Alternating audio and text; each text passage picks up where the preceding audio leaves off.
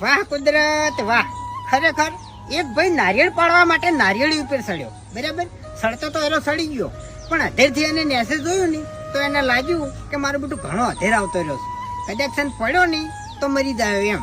પછી એ ભગવાનને કગર્યો કે ભગવાન હું અહીંથી સુખ શાંતિ ઉતરી જાય ને તો 111 રૂપિયા તળાઈ ગયો, બરાબર.